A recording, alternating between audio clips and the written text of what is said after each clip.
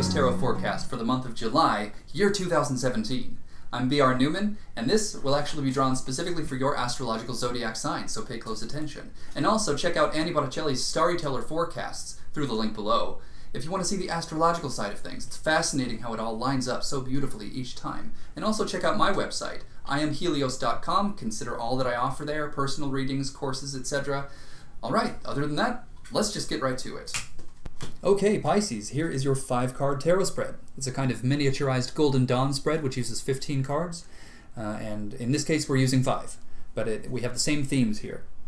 A central theme, 2-dimensional timeline options, a past section, and a fate section.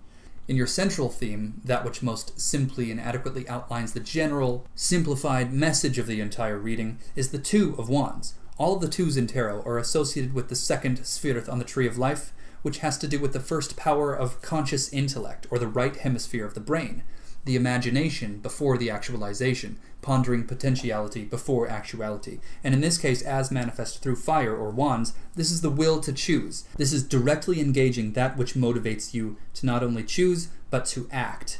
So the will to choose can manifest any number of ways. It's a very general, very, very general card.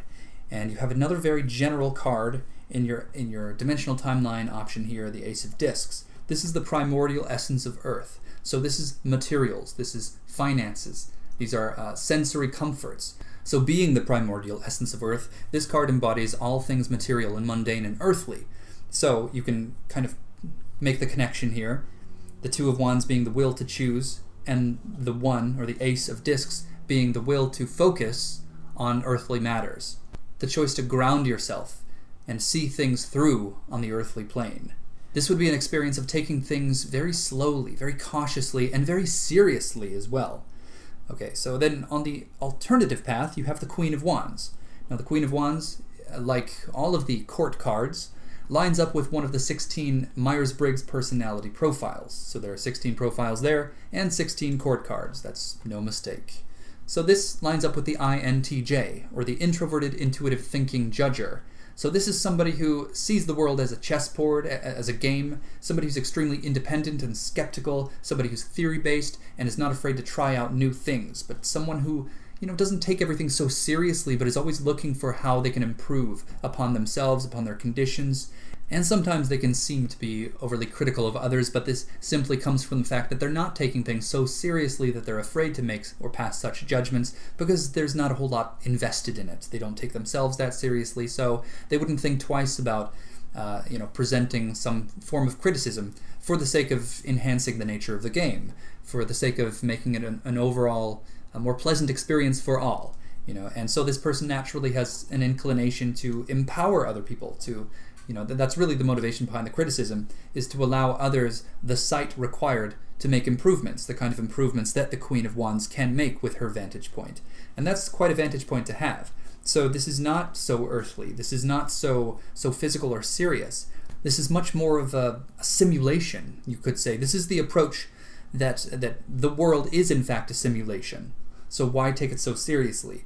Through that approach, you can gain the experience of having tried many different options, many different angles, and considered many different possibilities and philosophies. So this gives you a very wide vantage point indeed, hence her royal nature being a queen. She has actually fought to get where she is, but not in the classical way of fighting, but in the way of resisting ignorance, fighting against one's own desire to stay precisely as they are and never evolve, fighting against inertia, fighting against entropy as well. So there's some kind of perpetual growth that is innate in the Queen of Wands. And this is all inspired by the Ace of Wands in your past section.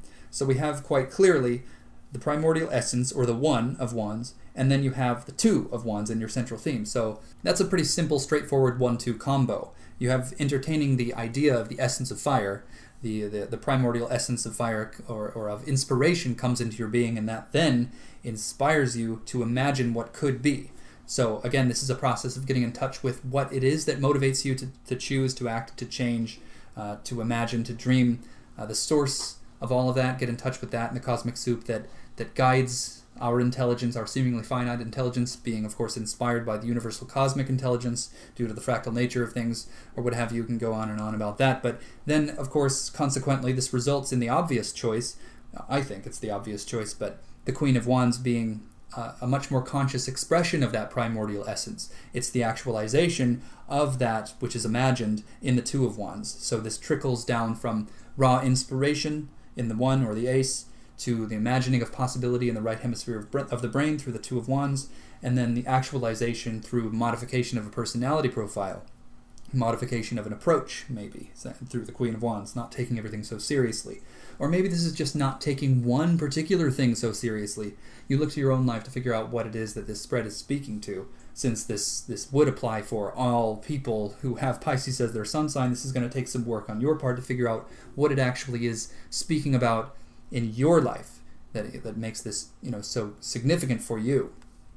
And in your fate section, what this is all leading to is the Seven of Cups. Now, of course, all of the sevens in tarot correspond with Netzach, or the Sphere 7 on the Tree of Life. And this has to do with the harsh kindness of God, as it is called. This has to do with themes of endurance, patience, but ultimately victory.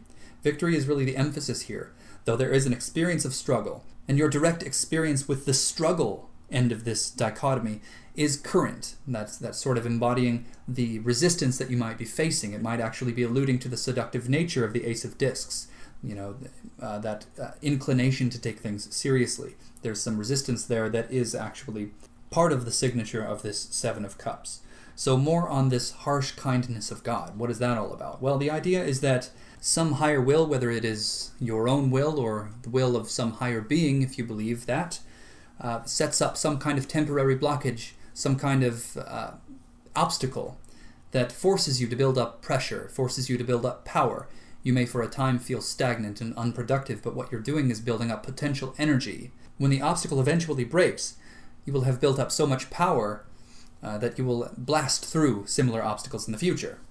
So it's actually an act of kindness to place that obstacle there in the first place, though it may not seem that way in the beginning. So as manifest through cups or water, in this case, this is integrity after resisted temptation. So I talked about the seductive nature of the Ace of Discs. You may be tempted to take things so seriously, but in fact the much more productive path would be the Queen of Wands, to look at life as a game, to experiment, to open yourself up to new ways of doing things, approach things from different angles, look at the situations from different vantage points.